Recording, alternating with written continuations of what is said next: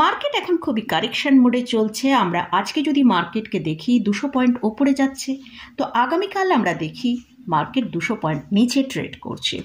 মার্কেটের এই ভোলাটিলিটিটা কিন্তু এখন আমরা খুবই দেখতে পাচ্ছি।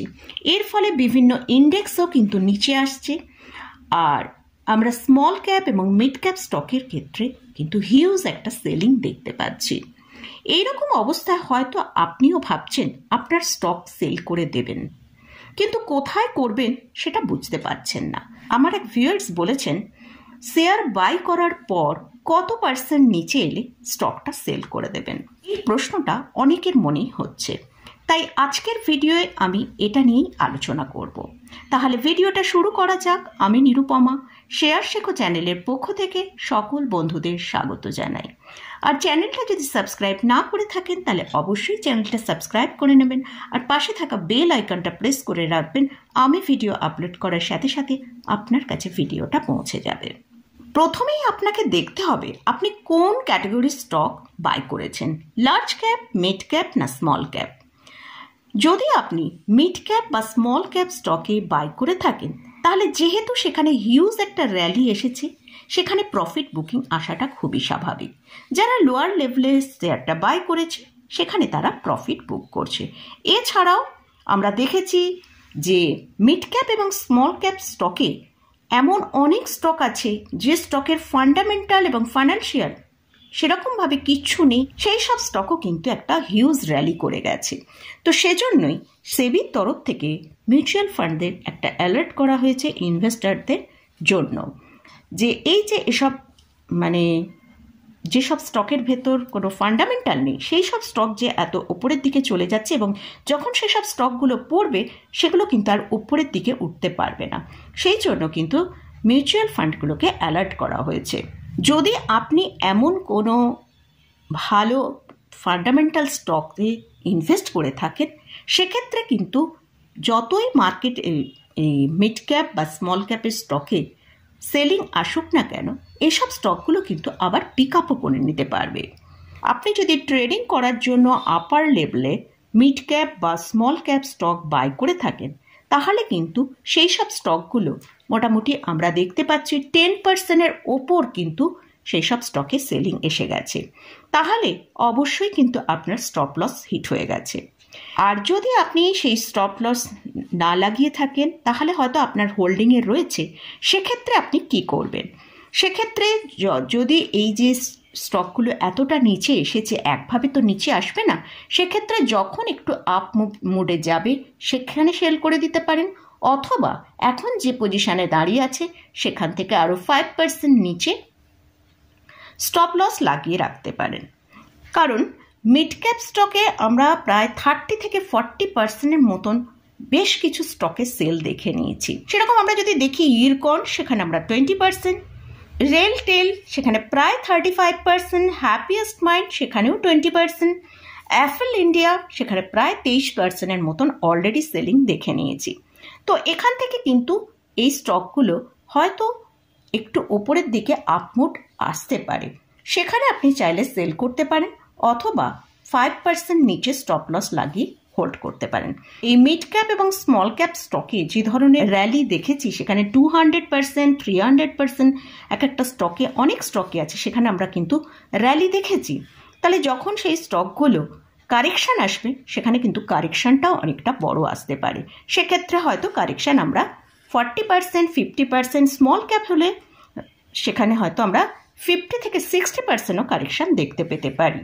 হয়তো সেটা এক্ষুনি না হলেও আগামী কয়েক মাসের মধ্যে আমরা দেখতে পেতে পারি। তো সেই জন্য যদি আপনার স্টপ লস না লাগানো হয়ে থাকে, এভাবে আপনি একটা স্টপ লস লাগিয়ে বা স্টকটা ওপরের দিকে এলে সেখানে একবার সেল করে দিতে পারেন। এরপর আসছি যারা লং টার্মের জন্য হোল্ড করেছেন। মিড ক্যাপ এবং স্মল ক্যাপ স্টকে ভালো ফান্ডামেন্টাল কোনো স্টকে যদি লং টার্মের জন্য আপনি ইনভেস্ট করে থাকেন, তাহলে সেই সব স্টকগুলো কিন্তু অবশ্যই হোল্ড করা যেতে পারে। কারণ যে ধরনের এখানে র্যালি এসেছিল তার সেই অনুযায়ী হয়তো কারেকশানটা আসছে, কিন্তু আবার আগামী দিনে যখন এই স্টকগুলোয় র্যালি আসবে, তখন কিন্তু আবার সেই রকম ভালো র্যালি কিন্তু আমরা এই সব মিড ক্যাপ স্টকে দেখতে পাবো। অবশ্যই যাদের ফান্ডামেন্টাল গুড সেই সব স্টকেই কিন্তু আমি বলছি আপনারা লং টার্মের জন্য হোল্ড করে রাখতে পারেন। আর যদি এখানে আরেকটা কথা বলে রাখি, যদি অ্যাভারেজ করতে চান অবশ্যই সেই সব স্টকগুলো যদি কখনো আপনারা 40 থেকে 50% বা 60% নিচে পান তখনই অ্যাভারেজ করবেন।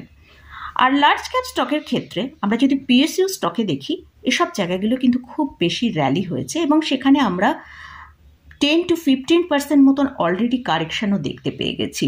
যেমন আরইসিতে 12%, পিএফসিতে প্রায় 19%, আইওসি 14%, কোল ইন্ডিয়া সেখানেও আমরা প্রায় 15%-এর মতন কারেকশান দেখেছি।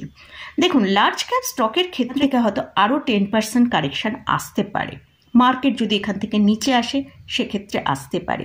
কিন্তু যদি আপনার লং টার্ম পোর্টফোলিও থাকে তাহলে সেটা অবশ্যই হোল্ড করা উচিত। লার্জ ক্যাপ স্টকে কারেকশানটা এলেও কিন্তু সেটা খুব ইজিলি, খুব তাড়াতাড়ি কিন্তু রিকভারও হয়ে যায়। আর লার্জ ক্যাপ স্টকে খুব বেশি কারেকশান আমরা দেখতে পাই না। মোটামুটি ম্যাক্সিমাম যদি কারেকশান আসে, মার্কেট যদি খুব ক্র্যাশ আসে সেক্ষেত্রে হয়তো আমরা 40% 50% কারেকশান দেখতে পারি। না হলে কিন্তু মার্কেট যদি শুধুমাত্র কারেকশান আসে তাহলে কিন্তু এই লার্জ ক্যাপ স্টকে হয়তো আপনি ম্যাক্সিমাম 15 থেকে 20%ই কারেকশান দেখতে পাবেন। তো মার্কেট যতক্ষণ কারেকশান মোডে আছে এই লার্জ ক্যাপ স্টকগুলো হয়তো এরকমই কারেকশান দেখাতে পারে। তো এখান থেকে হয়তো লার্জ ক্যাপ স্টকগুলোয় আরও হয়তো 5% কি 7% কারেকশান হতে পারে। তবে যদি আপনি লং টার্মের জন্য হোল্ড করে থাকেন তাহলে অবশ্যই এটা হোল্ড রাখাটাই বেটার হবে।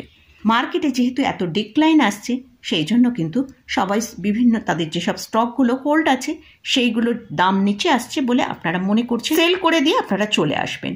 কিন্তু যদি আপনি ভালো গুড ফান্ডামেন্টাল স্টকে ইনভেস্ট করে থাকেন তাহলে কিন্তু ঘাবড়াবার কিচ্ছু নেই। আপনি ইনভেস্ট করে রাখুন। আপনি যেখানে ইনভেস্ট করেছেন হয় ওপরের দামে হয়তো ইনভেস্ট করেছেন, সেজন্য হয়তো আপনাকে নিচের দাম দেখতে হচ্ছে। যদি আপনার পক্ষে সম্ভব হয় লার্জ ক্যাপেও যদি দেখেন এখান থেকে আরও 5% নিচে কারেকশান হলো, সেখানে একটা অ্যাভারেজ করতে পারেন।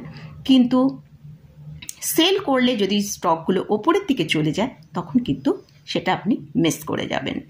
তাই আপনার হাতে গুড ফান্ডামেন্টাল স্টক, সেটা মিড ক্যাপ হোক, স্মল ক্যাপ হোক বা লার্জ ক্যাপই হোক না কেন, সেখানে যদি আপনার পজিশন নেওয়া থাকে, লং টার্ম পোর্টফোলিও যদি আপনার থাকে তাহলে অবশ্যই হোল্ড করুন।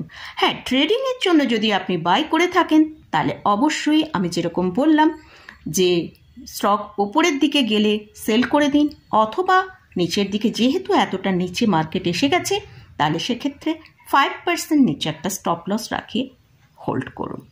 স্টপ লসটা কেটে গেলে আপনি সেই স্টক থেকে বেরিয়ে চলে আসবেন। তো অবশ্যই ক্যাশে যারা ট্রেডিং করবেন তারা অবশ্যই তাদের হাতে ক্যাশ থাকাটা সবসময় দরকার, তবেই তারা ট্রেডিংটা করতে পারবেন। তো আমি আমার এই ভিডিওটায় আপনার ট্রেডিংয়ে কীভাবে পজিশানটা রাখবেন এবং লং টার্মেও কীভাবে স্টককে হোল্ড করবেন দুটো নিয়ে ডিসকাস করলাম। আজকের মতন ভিডিওটা এখানেই শেষ করছি। ভিডিওটা যদি ভালো লাগে অবশ্যই লাইক করবেন, শেয়ার করবেন, সাবস্ক্রাইব করবেন। ধন্যবাদ।